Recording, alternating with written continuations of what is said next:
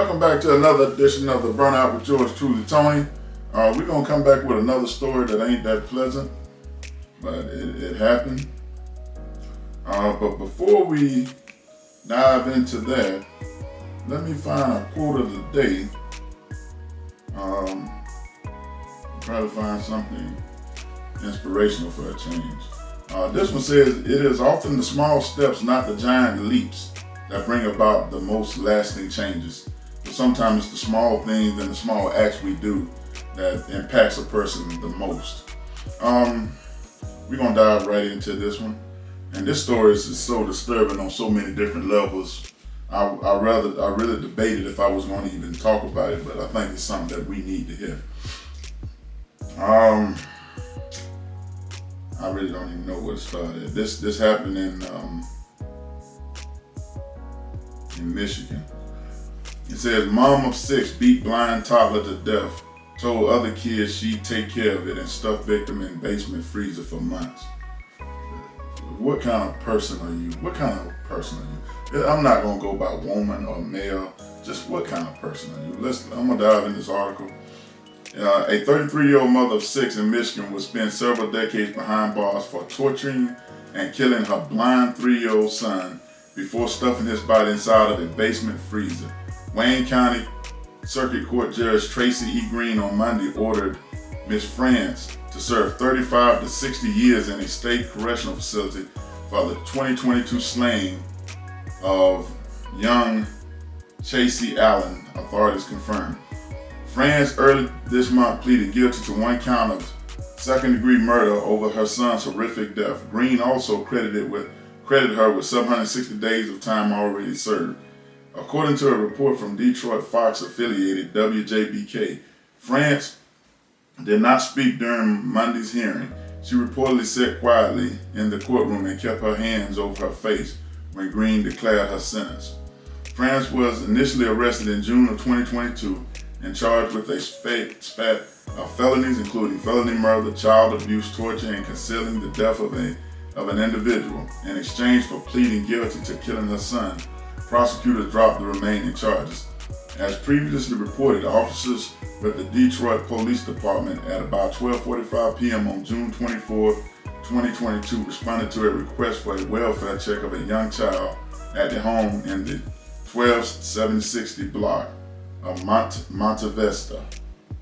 Upon arriving at the scene, the police said they located the remains of a deceased child later identified as Chasey inside a freezer in the basement of the home. France was taken into custody and transported to Wayne County Jail. Detroit Police Chief James E. White said that what police found inside France's home was something that no one should have to see. The other kids just imagine what they must have gone through and what they must have endured being inside of that home, the police chief said at the time. And yes, a child was decomposing, and yes, the child was found in the freezer. White said that in their initial conversation with France, the officer could tell something was not right about the way she was communicating and how she repeatedly tried to turn away police and child protective services as if there were nothing going on. However, he said the officers knew something was wrong, which led to the search of the home and discovery of Chasey's body. Wayne County prosecutors Kim Worthy was similarly shocked by the heinous nature of the case. The alleged facts in the case have astounded even the serious jaded. Worthy said in the statement following France's arrest, "Our children continue to be at risk, not just from gun violence, but also from the alleged murderer that lives in the house with them." In an interview with police, France said that one night in late March of 2022, she grew increasingly frustrated with Chasey for refusing to eat. So she whipped the boy with a belt and kicked him at least once in the chest. When she went to check on him the following morning, the toddler was dead. The Detroit News reported that France told a homicide detective she had grown frustrated because the blind child had special needs and she didn't have any help. She also claimed that Chasey was supposed to have been staying with her father, who previously took her children in. "He was so different," France reported told police, referring to Chasey. "My dad wasn't supposed to bring him back to me."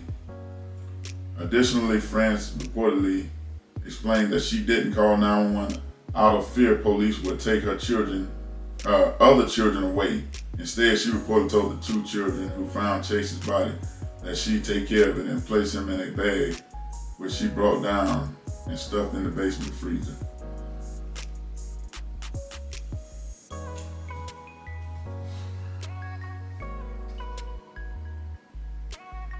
I really don't know what to say about that. This woman is as evil as it comes. Let me say this real quick. Kids of that age are supposed to feel safe and protected by their parents. How in the world could you do this to any kid, but especially one that was blind? How could you do that? I'm really having a loss for words, because this is the most disgusting, deplorable thing I've ever heard. You beat him because he didn't want it, he refused it. Did you ever think he wasn't hungry? And even if he was and he wouldn't eat, did it come to this where you beat a blind child, a defenseless child who cannot see anything that you finna do? You had the audacity and the gall to beat him and then kick him in the chest.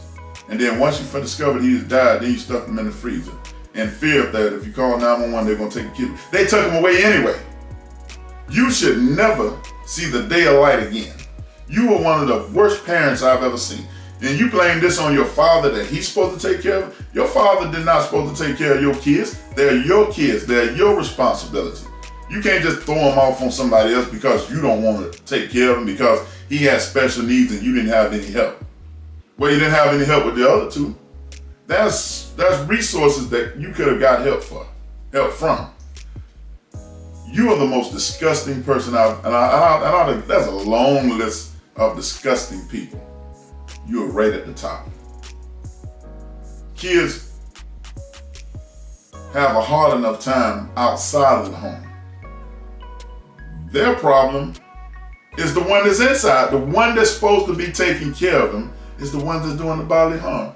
You're a disgusting human being. Not only, they should not put 35 or 60 years on it, they should put life without no possibility of parole. Now they should sentence you to death. You should be tortured and done just like your 6-year-old son done. You should be blindfolded where you can't see it coming, and they should beat your ass, and they should do what you did to this young kid. You're not a parent. I'm not going to embarrass parents by calling you one. You're not a parent. You're a disgusting human being. You don't do any kid like this. And you really don't do a special needs kid like this. You don't do a kid like this who's blind, who couldn't see. That's not words. That's words I want to use. I have words, but I'm trying to hold them back. I'm not trying to use those words. You're not human. And you should not be treated like one. I am so glad my mom didn't do me like this. And I gave her reason to whoop me on a lot of occasions, but she still didn't treat me like this. And I'm so thankful for that. And all the good parents out there who didn't do this. But these parents like this, you're pitiful. 33 years, you're 33 years old. Your excuse is because you didn't have any help. That's not an excuse.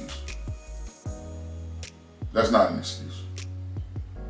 You can't just throw your child off on your father and then say, well, he didn't supposed to bring him back like you did. You're pitiful.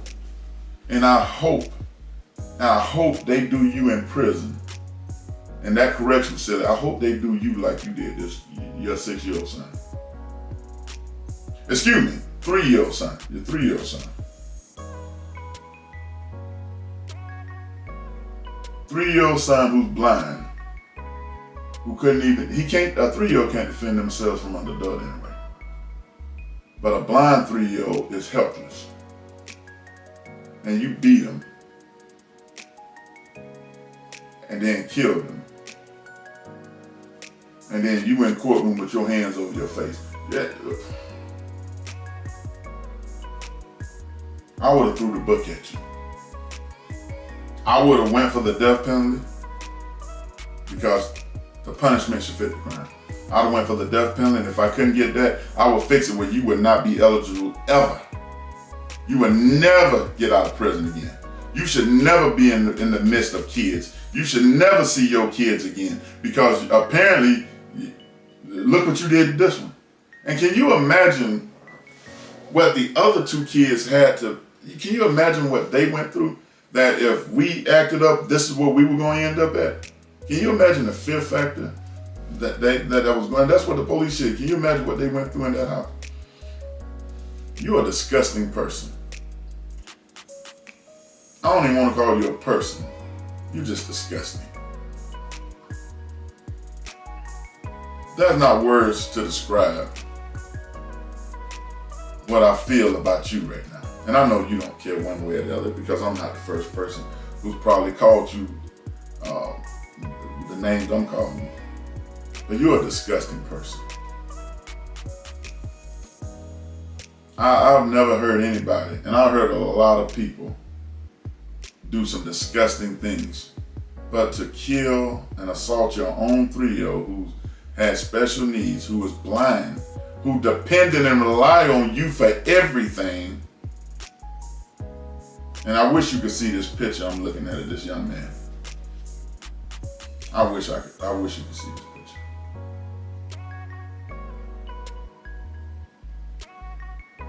I just really don't know. I really don't know what to say. If I could see, I wish I could show everybody out there. And I know you can't see it because of the glare, but this young man did not deserve this. This young child did not deserve to get abused by the person that's supposed to protect him. How? And I get more and more of these stories every day. More and more of these stories I'm hearing about kids getting killed by their parents. What are y'all thinking about? You know, parents going on cruises, leaving your infant there by themselves because you want to have a good time with your boyfriend or whatever it is. And you leave your kids there, and then you come back and they're dead, and you want to be the victim. You're not a victim. They starved to death. They died of dehydration. And everybody say I'm cruel. I think whatever you do to a child need to be done to you.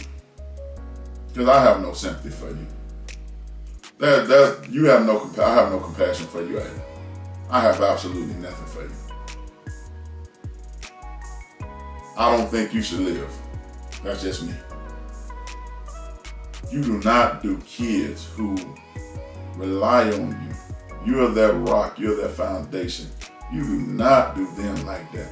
And especially if this don't tug on your heartstrings, that this woman tortured this 3-year-old blind child. It's bad enough they was 3 years old. But this child never could see anything coming. You didn't love him, obviously, because you couldn't have. You tried to give him to your father, so you didn't want him. See, it'd be hard for me to forgive this woman. It'll be real difficult for me to forgive her because you do not deserve forgiving. And I know they say you're supposed to forgive. But how do you forgive somebody who do something like this to somebody that's innocent, to somebody who didn't deserve it, to somebody? I just don't get it. I don't get it. And sometimes it just puzzles me what people do. And what kids have it rough right now. Because they can't count on the person that they're supposed to protect them. Because those are the ones who's doing the most bodily harm to them. And it's heartbreaking that this woman decided to go this route. If you didn't want him, why just didn't give him up? Somebody would have took care of him. He didn't deserve to go through what he went through because of your stupidity, your neglect, your hate. There's 100 different verbs and adjectives I can use to describe who you are. But a parent ain't one of them.